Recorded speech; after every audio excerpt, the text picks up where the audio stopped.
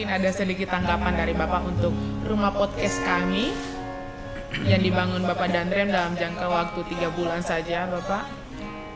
Menurut kami, kita hanya terkadang menyaksikan di televisi bagaimana bagusnya Deddy Corbuzier dan yang lain.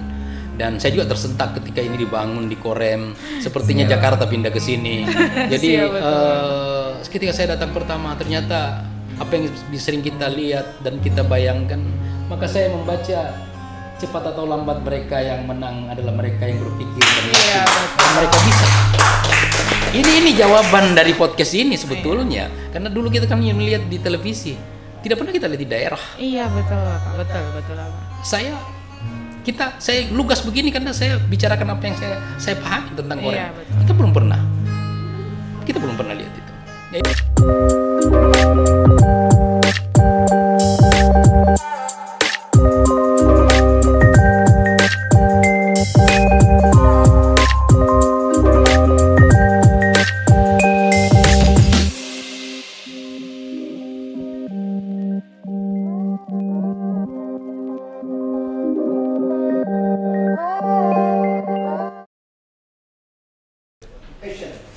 Halo sahabat dan followers podcast 151 Binaya dimanapun berada. Apa kabar semuanya? Apa kabar Bapak? Alhamdulillah, puji Tuhan. Baik, kembali lagi bersama saya Sordako Atravela Aprilia Melsasail, tentunya di rumah podcast 151 Binaya. Baik, kali ini kita kedatangan tamu yang istimewa, tamu yang luar biasa. Langsung saja kita sapa Bapak Dandim 1502 Mas Sohi. Halo Bapak. Selamat sore Bapak. Selamat sore. Apa kabarnya nih Bapak? Alhamdulillah, puji Tuhan. Menyala 55. Baik Bapak. Nah Bapak, perjalanan dari Mas Sohi ke sini bagaimana Bapak? Aman Bapak? Alhamdulillah, kita naik laut dan menikmati karena itulah bagian daripada proses bertugas. Betul, berarti setiap kali datang ke sini ya pulang balik lewat laut terus ya Bapak? Lewat ya? laut. Aman tapi Bapak? Alhamdulillah aman. Aman, baik Bapak. Nah Pak, boleh perkenalan diri secara singkat biar sahabat-sahabat kita bisa mengenal siapa Dandim 1502 Mas Sohi. Terima kasih. Assalamualaikum warahmatullahi wabarakatuh. Salam sejahtera untuk kita semua. Atas izin Bapak Danrem, saya memperkenalkan diri, nama Letnan Kolonel Yusuf Aksa, jabatan Komandan Kodim 1502 Mas Sohi, Maluku Tengah, yang membawahi 2 kabupaten, Kabupaten Maluku Tengah dan Kabupaten Seram bagian timur.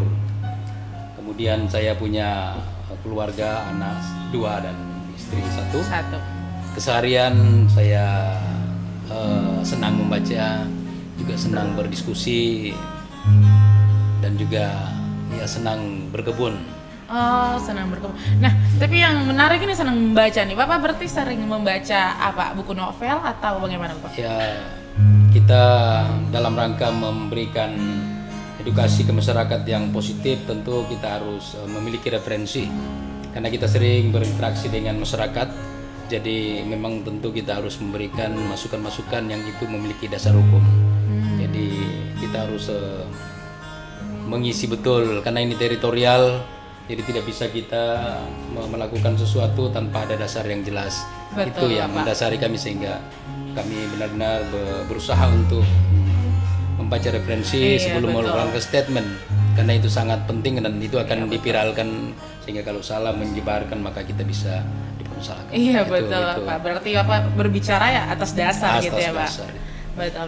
Nah Bapak dinas di lingkup Korem 151 atau dinas di lingkup Kodam lah, baru pertama kali atau?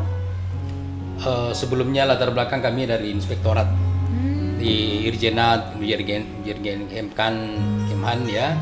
Nah nanti setelah Dandim ini baru turun ke Kodam atau ke Korem. Siap. Berarti dari inspektorat Ya. Langsungnya jadi Dandim Mas Sohi ya. Dandim Mas Sohi. Kurang lebih sudah berapa lama Bapak? Kami di Kodim kurang lebih sekitar 2 tahun lebih. Sudah 2 tahun 2 lebih. tahun lebih. Cukup lama berarti. Alhamdulillah. Ya. Tapi kami nikmati kok. Iya betul. Bagaimana kondisi di Mas Sohi sekarang Bapak? Kondisi Mas Sohi per hari ini sangat kondusif, tetapi sering kita mendengarkan petua dari senior-senior kita, ketika kita berpikir aman, sesungguhnya disitulah tidak aman.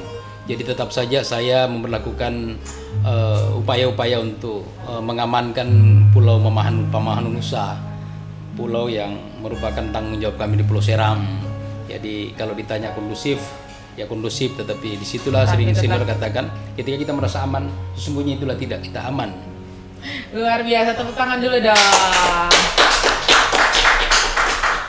Nah, baik Bapak, kalau di Maluku Tengah sendiri destinasi-destinasi wisata ya banyak ya Bapak ya? Di Maluku Tengah, kalau kita mengenal di Maluku Tengah ada Pulau Banda, di mana Pulau Banda ini kalau kita membaca sejarah sejak zaman Portugis ke Belanda ke Inggris, pulau ini adalah merupakan pulau yang pertama didatangi oleh para pedagang atau saudagar karena memang pulau ini sangat kaya. Betul. Jadi di sana di Banda Neira, siapa yang pernah ke Banda, apa yang dikatakan Sahrir, kalau belum ke Banda maka belum sah sebagai orang Indonesia kan. Di Banda ini kita kenal biota laut yang terbesar sekitar 250 biota laut. Jadi kalau per hari ini kita menyaksikan Banda, baru saja kami dari bulan yang lalu Ibu Pelastapakatan Darat datang di Banda dan nyelam di sana ya mereka betul-betul menikmati suasana di Pulau Banda. Karena kita ingat Banda Neira ini yang didirikan oleh Gubernur Jenderal Belanda Jan Pieter Soenkoen itu di sana ada istana. Jadi semua di Banda tidak bisa kita jelaskan per hari ini karena Banda memang dijelaskan oleh situs-situs itu. Di Banda ada Benteng Belcicia. Iya, benteng di itu. Di Banda ada Istana Mini. Kemudian di Banda ada Rumah Hatta, di Banda ada Rumah Sahrir, ada Rumah Cokro Aminoto. Jadi Banda adalah sebuah gerbang perjuangan Indonesia. Itu tidak bisa kita lepaskan dari situ. Udah memang sejarahnya seperti itu, betul Bapak, luar biasa. Jadi di samping objek wisatanya yang sangat indah di Pulau Banda, kalau kita di Benteng Belcicia melihat ke barat di Gunung Merapi, maka kita akan menyaksikan bagaimana indahnya menunggu sunset itu. Ibu Kasat kemarin sampai melihat itu. Sampai nunggu sunsetnya keluar ya, Bang. Apalagi kalau sampai ke Pulau Hatta dan nyelam di pulau apa namanya ini? Salah satu pulau yang paling estetik juga di sana, Pulau Run. Ya. Nah, itu kan ada sejarahnya, pulau yang dijadikan sebagai momentum pertukaran antara Inggris dengan Belanda. Iya, dalam rangka komoditi, karena kita tahu komoditi pala ini adalah komoditi yang tidak samanya di dunia. Dia kualitas terbagus di dunia, pala Banda itu. Ikan terbagus di Banda. Kenapa? Saya baru ngerti karena setiap laut yang tidak ada air sungai, maka ikannya kualitasnya akan sangat bagus. Oh, gitu ya Bapak ya. Ya, destinasi lain ada juga, kita punya destinasi di Orah, di Desa Saleman. Betul. Di sana juga ada air mata Belanda, di mana air keluar dari Gunung Manusela dengan suhu yang sangat dingin. Jadi ketika ada orang berkunjung, dia mandi di laut, kemudian dia mandi di suasana dingin, itu luar biasa. Iya. Pak Kasdan juga sana. Dinginnya cuma di situ saja kan Pak? Iya. Tapi luar biasa. Ada pantai yang indah, biota lautnya juga sangat banyak. Selain itu apa? Ya, karena di Maluku ini hampir setiap pantai itu sebetulnya jadi objek wisata yang bagus. Gitu. Jadi hanya karena belum dikelola saja. Tapi kalau setahu saya dari utara ke selatan semuanya memiliki estetik yang luar biasa. Baik Bapak, betul. Nah Bapak, kalau selain itu kan destinasi wisata ya pantainya. Kalau selain itu mungkin ada ketahanan pangan atau yang berbaur dengan rimbunnya hijaunya alam. Ya, kita tahu Pulau Seram adalah pulau terbesar di Maluku. Iya betul Bapak. Dan Pulau Seram juga adalah pulau yang memiliki kekayaan yang mungkin secara harfiah diturunkan oleh Allah, Tuhan yang Maha Kuasa, itu tidak sama dengan di tempat yang lain. Karena Pulau Seram itu lengkap. Ada padi di Seram Utara Kobisonta, kita tahu persawahan terluas ada di sana. Kemudian jenis sayur-sayuran juga semua ada. Kemudian kita melangkah ke daerah Seram Utara Barat, durian terbagus, cempedak terbagus. Durian terbagus ya Bapak. Dengan tanaman-tanaman. Dan kami juga di Kodim merujuk kepada perintah Kepala Staf Angkatan Darat bahwa setiap Kodim diwajibkan untuk memiliki kebun 200 hektar, dan itu kita sudah realisasikan. Itu memang wajib Bapak? Wajib. Kita realisasikan. Kodim punya 40 hektar dengan koramil masing-masing 20 hektar. Gitu. yang ditanam untuk wilayah Kodim itu apa saja Pak? Mungkin ada cabai kah, apakah Pak? Ini kita merujuk kepada MOU antara Komandan Korem 151 Binaya dengan Pemda Maluku Tengah dalam rangka ketahanan pangan dan menyelesaikan inflasi di daerah. Karena Maluku Tengah kala itu adalah salah satu kabupaten yang inflasinya sangat tinggi, sehingga menindaklanjuti itu dilaksanakan MOU, dan alhamdulillah setelah kita turun menghimbau masyarakat membuka lahan, kita keluar dari situasi inflasi itu kita kerjakan. Baik. Kita nanam jagung, iya. Kemudian kita juga menanam cabai, dan tanaman jangka panjangnya ada kelapa, ada durian. Jadi durian juga ditanam Pak. Jadi masyarakat ini kita ajak berkebun, bagaimana dia bisa permanen itu didampingin. Jadi selama ini kan berkebun ini polanya mereka tanam jagung, setelah itu ditinggal. Tetapi dengan hadirnya kita ini, kita sampaikan bahwa ini daerah subur, daerah bagus, sehingga kita gugah dia untuk melanjutkan dengan tanaman industri seperti kelapa, betul, kemudian durian, cempedak. Dan saya buktikan itu di ketahanan pangan Kodim itu. Saya baru 1,5-2 tahun, nangka udah berbuah itu, nangka dak udah berbuah. Saya nanam itu. Bapak nanam sendiri? Iya. Kita punya ketemu biasa. Udah berbuah. Berarti memang bagus ya kalau tanahnya di sana ya Bapak. Saya bisa buktikan, saya bisa bisa kok dibuka di media-media bagaimana saya membuka lahan bekerja sama dengan pemerintah daerah. Bisa semua dibuka. Bisa dibuka itu ketahanan pangannya Kodim. Ada bisa, di masuk itu masih juga. Di TV One, di TV nasional. Luar biasa, tepuk tangan dulu dong. Luar biasa. Bisa dibuka, bisa. Nah, Bapak mungkin selain Bapak membina masyarakat untuk berkebun karena lahan yang bagus, nah mungkin tugas Bapak selain itu sebagai Dandim apa Bapak kalau boleh tahu? Mungkin 2 hal yang ingin saya sampaikan lagi sebelum pilkada. Yang pertama, Maluku Tengah ini adalah daerah yang memiliki konflik komunal, 19 titik konflik komunal. Jadi salah satu kabupaten yang tertinggi tingkat kriminal perkelahian antar kampung dan hampir setiap saat. Tapi yang saya mau cerita sedikit ini adalah bagaimana mendamaikan antara dua negeri di Sepa dan Tamilau. Jadi ketika sekitar bulan Mei, bulan puasa waktu itu, terjadi konflik antara negeri Sepa dan Tamilau. Sebagai seorang Dandim, waktu itu saya mencoba untuk masuk menyelesaikan, tetapi pikiran saya kala itu ini sudah konflik sekitar 12 tahun, tidak bisa reda. Dan tahun 2021 ada korban yang meninggal. Ketika saya melihat, dan setiap malam ketika bulan puasa saya berceramah di masjid-masjid, dan saya melihat secara langsung sebetulnya ada hal yang harus diintervensi oleh pemerintah.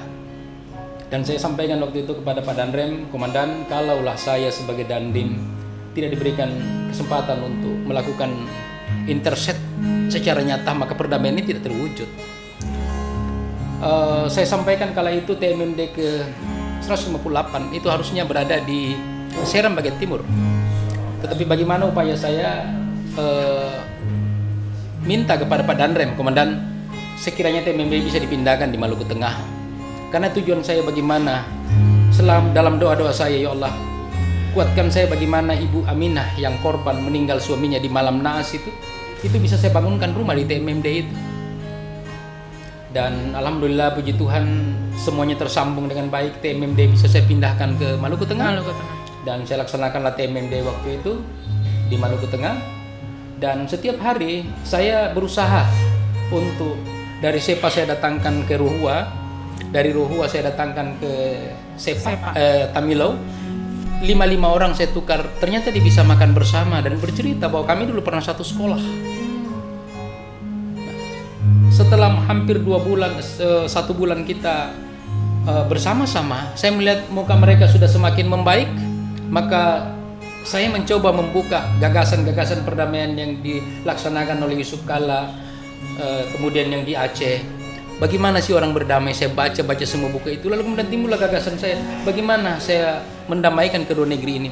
Akhirnya waktu itu saya bilang, bagaimana kita melaksanakan kegiatan makan patita bersama di negeri ini. Saya tawarkan di Sepa, Tamilau tidak mau. Tawarkan di Tamilau, Sepa tidak mau. Akhirnya kita putuskan di perbatasan kedua negeri ini. Disitulah saya mulai merancang. Saya bikin piagam pamahanan Nusa. kemudian saya beli kain 50 meter kain putih, kita berjanji bersumpah untuk bertanda tangan di situ bersama. Dan gubernur waktu itu karena sedemikian mungkin hal ini betul-betul dilihat sesuatu yang luar biasa, Pak Gubernurnya dah hadir bersama-sama. Bisa kita lihat, ini kan masuk di media nasional, di Iwan. Bagaimana saya melaksanakan perdamaian antara dua raja, dua negeri yang tidak pernah berdamai, bisa kita damaikan. Nah itu yang sering saya bilang, filosofi mereka bahwa pela gandong putus, potong di kuku rasa di daging. Ini terjadi di situ. Dan alhamdulillah setelah 2023-2024 benar-benar sudah terjadi interaksi yang luar biasa. Saya sering setiap lewat di Sepa dan Tamilau, mereka sudah bisa berinteraksi. Saya sepanjang jalan itu bersyukur dan sering saya mampir di rumah Ibu Aminah, korban yang rumahnya dibakar di Malam Nas itu. Saya sering mampir. Berarti rumahnya udah jadi? Rumahnya udah jadi. Kan kita bangun. Waktu itu saya dibantu Danrem untuk keramiknya, saya keramik. Saya sangat bersyukur saya bisa lakukan itu. Betul. Di tengah-tengah itu saya bisa kerjakan itu. Nah, yang terakhir terkait dengan masalah pilkada, Maluku Tengah juga memiliki khas tersendiri, masyarakatnya sangat plural, namun demikian gesekan-gesekan itu sangat cepat terjadi. Iya, betul. Jadi saya sering menyampaikan kepada masyarakat bahwa pesta demokrasi yang dipilih saat ini, pemilihan langsung, adalah satu-satunya cara untuk mencari pemimpin. Maka saya terus kampanyekan itu. Mari kita melihat bahwa ini adalah putra-putra terbaik semua. Masyarakat laksanakan ini dengan baik, kemudian penyelenggara benar-benar kami pastikan, TNI, Polri, Bawaslu, KPU, saya betul-betul turun ke bawah untuk memastikan kerja-kerja mereka ini sudah benar atau tidak. Apakah KPU benar-benar orang sudah punya daftar untuk memilih, dan bagaimana mereka yang bersengketa ini saya atur betul, bikinkan berita acara. Ini desa A jam 8 sampai jam 10, setelah ini gantian desa B masuk jam 11 sampai jam 12. Saya betul-betul tidak ingin ada kekosongan di situ. Dan saya betul-betul mengawal itu. Saya akan lakukan betul itu. Dan saya akan tegak lurus untuk menjalankan undang-undang bahwa sesuai dengan ketentuan Undang-Undang TNI nomor 34 tentang TNI bahwa kita netral. Saya betul-betul jabarkan itu. Saya sampaikan ke anak buah, ketika kamu melihat saya pernah berkomunikasi dan lain sebagainya, kamu adilin saya. Karena saya memang selalu mengatakan bahwa teladan itu dari kita. Teladan itu dari kita. Orang boleh mengatakan kita seperti ini, tapi ada Allah melihat kita dan ini kita tidak bermain sendiri. Betul. Itu saya himbau terus kepada masyarakat. Dan alhamdulillah saya berjalan melihat situasi ini mulai pada saat kita melaksanakan gelar pasukan, patroli, sosialisasi. Itu betul-betul kita laksanakan. Saya sampai ke Banda. Benar-benar saya laksanakan. Benar-benar saya turun laksanakan. Saya langsung pimpin dan ke kecamatan-kecamatan. Karena saya mau melihat secara langsung bagaimana proses itu. Saya tengok betul. Saya tidak memberikan itu hanya dilakukan oleh Dan Ramil. Saya langsung turun melihatnya. Walaupun mereka yang selenggarakan, saya ada di situ duduk melihat apa sebetulnya posisi-posisi ini sudah dijalankan atau tidak. Kalau memang masih ada kekurangan, saya akan ngomong ke KPU, ke Bawaslu, Pak ini masih kurang, ataupun ke Bupati, Pak ini masih kurang. Sehingga kita harapkan keadilan yang diharapkan itu terwujud. Dan ini kehormatan besar bagi kita aparat TNI ketika pilkada dapat kita amankan sebagaimana pilpres dengan pileg kemarin kita amankan. Dan masyarakat itu akan menghormati kita karena kita betul-betul tulus untuk mengawal mereka. Iya, betul. Nah, baik Bapak, dari cerita yang dari tadi Bapak berikan kepada saya dan sahabat-sahabat sungguh luar biasa. Dengar dari yang Bapak ngomong, saya sungguh mulia sekali apa yang mau Bapak lakukan untuk membangun masyarakat di Maluku Tengah. Nah baik, mungkin ada sedikit pesan buat warga masyarakat di Maluku Tengah, Bapak? Maluku Tengah ataupun Maluku secara keseluruhan, kita telah diberikan tradisi yang sangat baik oleh leluhur kita, pela gandong. Betul. Makna pela gandong ini luar biasa dan tidak dimiliki oleh daerah-daerah yang lain. Dan juga ada tradisi potong di kuku rasa di daging. Jadi menurut saya Maluku tidak harus mencari simbol-simbol lain. Dia sudah punya kok. Betul. Dia sudah punya. Saya datang dari luar melihat Maluku sangat kaya. Sehingga saya hanya mendorong saja anak-anak negeri ini untuk bagaimana mencintai daerahnya, bagaimana berpartisipasi pada daerahnya. Himbauan saya, demokrasi ini adalah sebuah keharusan yang harus kita jalankan. Ini adalah satu-satunya pilihan dianggap terbaik. Maka mari kita menjalankan ini dengan sukacita, dengan kegembiraan, menyambut pemimpin untuk membangun daerah kita, insya Allah. Baik. Nah, Bapak, sebelum kita menutup pembicaraan kita di sore hari ini, mungkin ada sedikit tanggapan dari Bapak untuk rumah podcast kami yang dibangun Bapak Danrem dalam jangka waktu 3 bulan saja, Bapak. Menurut kami, kita hanya terkadang menyaksikan di televisi bagaimana bagusnya Deddy Corbuzier dan yang lain. Dan saya juga tersentak ketika ini dibangun di Korem. Sepertinya Jakarta pindah ke sini. Jadi ketika saya datang pertama, ternyata apa yang sering kita lihat dan kita bayangkan, maka saya membaca cepat atau lambat mereka yang menang adalah mereka yang berpikir dan yakin dan mereka bisa. Ini jawaban dari podcast ini sebetulnya. Karena dulu kita kan melihat di televisi, tidak pernah kita lihat di daerah. Iya, betul Bapak, betul Bapak. Saya lugas begini karena saya bicarakan apa yang saya pahami tentang Korem. Iya, Kita belum pernah lihat itu. Ya itu aja. Luar biasa ya. Tepuk tangan dulu dong. Sampai Bapak dan kita nggak tahu mau ngomong apa lagi di soal rumah podcast kami. Nah, baik Bapak, untuk menutup statement kita di sore hari ini, mungkin ada closing statement dari Bapak. TNI, Patriot NKRI, kami siap untuk mengamankan Pulau Seram. Pilkada yang kita laksanakan ini adalah proses demokrasi, maka siapapun nanti pemimpin yang dipilih itu adalah yang terbaik bagi masyarakat Maluku Tengah dan Seram bagian timur. Nah, luar biasa. Tepuk tangan dulu dong. Baik Bapak, terima kasih atas informasi, terima kasih atas cerita yang sudah Bapak sampaikan kepada saya dan terutama juga untuk sahabat dan followers podcast kami dimanapun berada, tentunya untuk masyarakat Maluku dan lebih tepatnya untuk masyarakat Maluku Tengah dan Seram bagian timur ya Bapak ya. Baik sahabat dan followers podcast 151 Binaya, terima kasih karena telah menonton video singkat ini.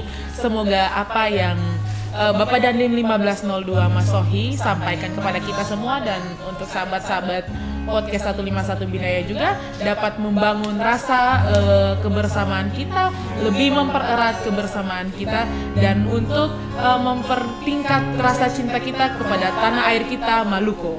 Baik sahabat dan followers podcast 151 Binaya dimanapun berada, saya Serdako Atrafela Aprilia Melsasail dan narasumber kita saya Letnan Kolonel Yusuf Aksa dan tim 1502 Mas Sohi. Pamit undur diri. Salam kompak dari kami. Kai Mese Mese Aman. Kai Mese Aman. We love Indonesia forever. Indonesia forever.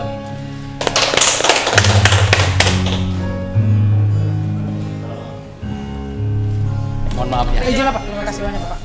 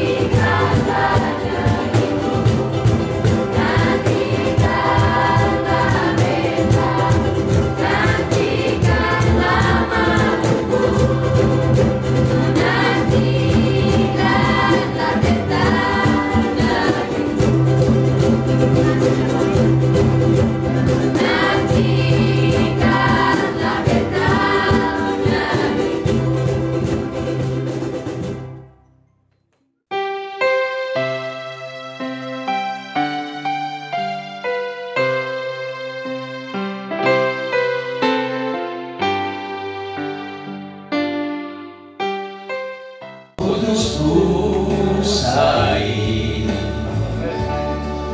pasir putih halus burung bekanjo beta serupai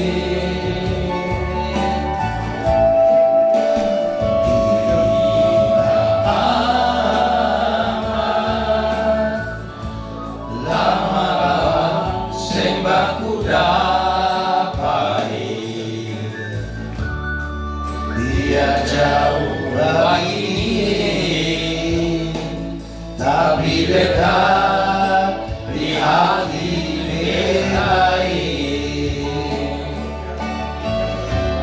dari ujung Halmahera sampai Tenggara jauh kau semua bersaudara